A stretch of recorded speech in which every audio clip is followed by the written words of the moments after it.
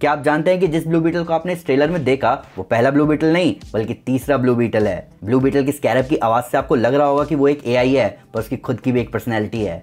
Blue beetle ऐसे weapons form कर सकता है जिससे डीसी के सबसे पावरफुल कैरेक्टर्स में से एक स्पेक्टर को भी चोट आ सकती है। तो दोस्तों, ब्लू बीटल का पहला ट्रेलर हमारे सामने आ ही गया, जहां लास्ट ईयर बहुत कम फैंस जानते थे कि इस साल ये जबरदस्त मूवी हमारे सामने आएगी। हालांकि जहां बहुत सारे सुपर हीरो फैंस इस कैरेक्टर के बारे में नहीं जानते, वहीं कॉमिक्स और यंग जस्टिस एनिमेटेड सीरीज के फैंस जानते हैं कि ये कैरेक्टर कितना ऑसम है और इसका ट्रेलर भी जबरदस्त है। पर यहाँ सोर्स मटेरियल से कुछ चेंजेस किए गए हैं, तो आइए इनके बारे में डिटेल में बात करते हैं। तो दोस्तों, मैं हूं अमन सिन्हा और आज हम ब्रेक डाउन करने जा रहे हैं ब्लू बीटल के पहले ट्रेलर का। तो स्पॉयलर्स को ध्यान रखते हुए चलिए शुरू करते हैं। सबसे पहले मैं आपको जल्दी से बता देता हूं कि ब्लू बीटल कौन है। जो ब्लू बीटल हमें इस मूवी में दिखने वाला है वो डीसी कॉमिक्स का तीसरा ब्लू बीटल है। इससे पहले Dan Garrett original Blue Beetle थे, जिसे एंशिएंट इजिप्शियन स्कैरब से पावर्स मिली। जिसके बाद डैन गैरेट का स्टूडेंट टेड कॉर्ड बना दूसरा ब्लू बीटल, पर वो अपने टेक पर रिलाय करता था क्योंकि स्कैरब ने उसे पावर्स नहीं दी थी। हमें इन दोनों ब्लू बीटल के बारे में ट्रेलर में भी हिंट मिल रहे हैं, जिसके बारे में मैं आगे बात करूंगा। तो हाइमे रेस एक एल पासो में रहने वाला लड़का है जो कि ब्लू बीटल स्कैरब के कांटेक्ट में आता है और बनता है ब्लू बीटल। ये स्कैरब अपने ओनर को एलियन टेक की पावर्स के साथ साथ मिस्टिकल पावर से प्रोटेक्शन प्रोवाइड करता है, इसीलिए ये डीसी के सबसे पावरफुल आर्टिफैक्ट्स में से एक है। इन सब के ऊपर डीसी की अच्छी आदत ये है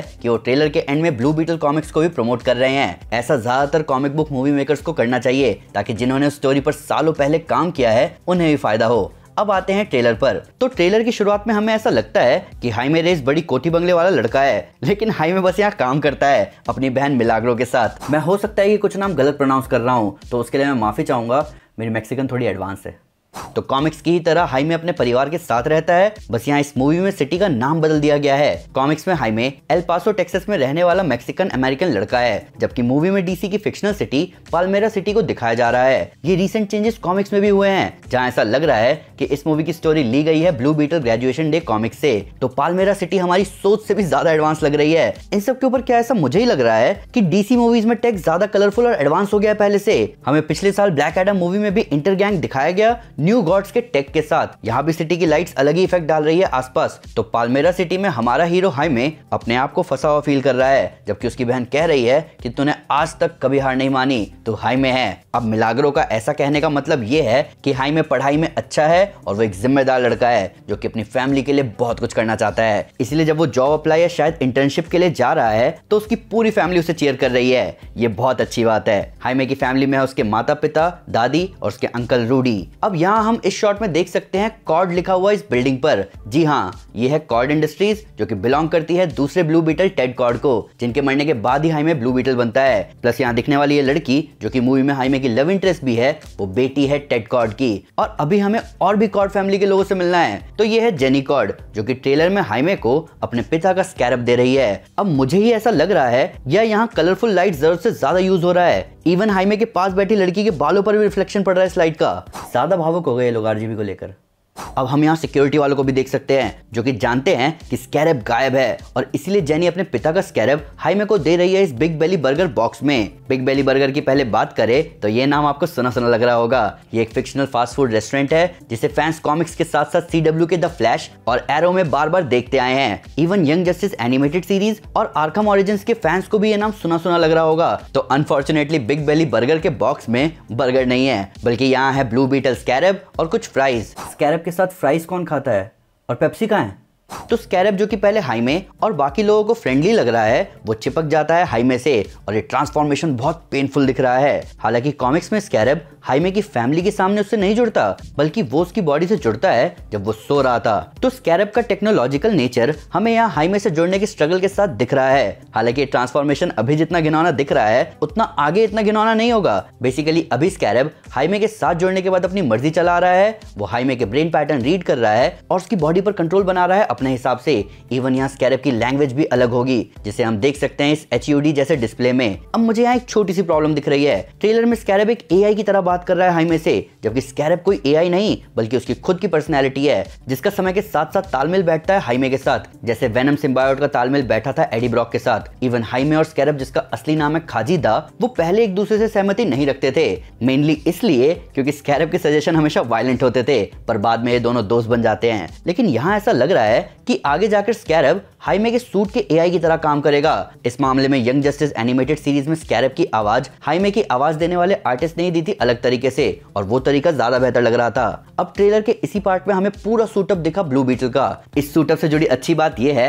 कि ये सूट वीएफएक्स से सिर्फ लाइट किया गया है, जबकि ब्लू बीटल का रोल प्ले कर रहे एक्टर जोलो मारियोना असली में स्किन टाइट सूट पहन रहे हैं मूवी में, इसलिए थोड़ा बेटर लग रहा है। इन सबके ऊपर ब्लू बीटल के उड़ने वाले शॉट हमें कहीं ना कहीं आयरन मैन के नैनो सूट वाली वाइब जरूर दे रहे हैं। और मेरा फेवरेट शॉट सूट से स्पेस में जाने वाला, इसकी जितनी तारीफ करी जाए उतना कम है। तो मोस्ट प्रोबेबली ये पूरा सीक्वेंस यूज किया जा रहा है स्कैरब और हाइमे के बीच के बॉन्ड के लिए। आगे हम मिलते हैं मूवी की विलन विक्टोरिया कॉर्ड से, जिसे प्ले कर रही हैं अकेडमी अवार्ड विनिंग एक्ट्रेस सुजन सरैंडन। विक्टोरिया कॉर्ड बहन है टेड कॉर्ड की, और ट्रेलर में दिखाया जा रहा है कि उसे अपने भाई का स्कैरब चाहिए और इसीलिए वो हाइमे के घर पर अटैक कर रही है। और ऐसा लग रहा है कि इस अटैक का रिजल्ट अच्छा नहीं होगा। यहाँ हाइमे के पिता जमीन पर हैं और उसके आगे के शॉट में हमें वो कहीं नहीं दिख रहे। इन सब के साथ साथ शायद विक्टोरिया खुद की स्कैरब बनाने की कोशिश भी कर रही है, जिसको यूज करने वाले शायद इस शॉट में हाइमे पर अटैक कर रहे हैं। तो ब्लू बीटल पर वापस आए तो ब्लू बीटल कितना पावरफुल है ये हमें यहाँ इस बस वाले सीन से दिख रहा है। प्लस हमें ये भी दिख रहा है कि उसका स्कैरब पर कंट्रोल नहीं है, क्योंकि किसी बस को इस तरीके से आधा करना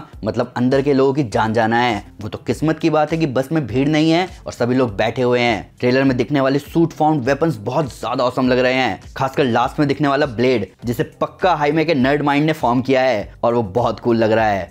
मुझे भी ये ब्लेड चाहिए।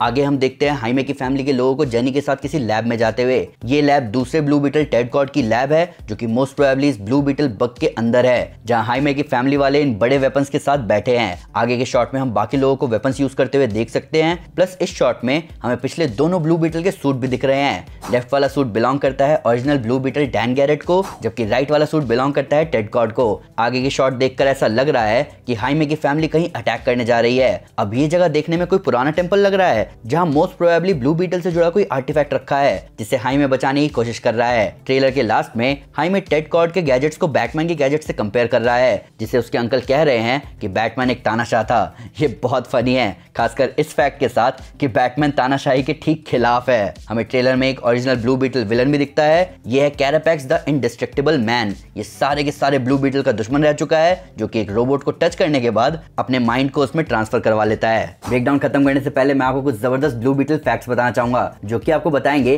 कि ये कैरेक्टर कितना औसम है। ट्रेलर की शुरुआत में हाइमे कह रहा है कि everything feels out of reach. अब ये फोरशैडोइंग है, क्योंकि जो एलियन टेक उसकी बॉडी से जुड़ेगा वो बिलोंग करता है रीच नाम के इंटरगैलेक्टिक एलियन रेस को, जो कि हजारों प्लैनेट्स को कॉन्कर करते हैं अपने सीड यानी स्कैरब को वहां भेजकर, जो कि तब एक्टिवेट होता है जब प्लैनेट एक अच्छे लेवल का टेक्नोलॉजिकल एडवांसमेंट अचीव कर लेता है। तब स्कैरब एक होस्ट को चुनता है और उसको रीप्रोग्राम करके रीच का गुलाम बना लेता है। ग्रीन लैंटर्न कॉर्प्स रीच के सबसे बड़े दुश्मन है, जो कि उनके कॉन्क्वेस्ट को रोकते हैं। प्लस रीच अर्थ को अपना गुलाम नहीं बना सकता, क्योंकि ये space sector green lantern corps के प्रोटेक्शन में आता है। ब्लू बीटल सूट में एक इन्फिल्ट्रेटर मोड है। इस मोड में हाइमे स्कैरब पर से पूरा कंट्रोल खो देता है और स्कैरब अपने सबसे ब्रूटल फॉर्म में अपने सामने वाले से निपटता है। ये फॉर्म ना हाइमे को पसंद है ना स्कैरब को। मूवी को डायरेक्ट कर रहे एंजल मैनुअल सोटो हाइमे रेस के लिए सबसे पहले गए जोलो मारियोना के पास। उनके हिसाब से जोलो मारियोना से अच्छा हाइमे कोई प्ले नहीं कर सकता।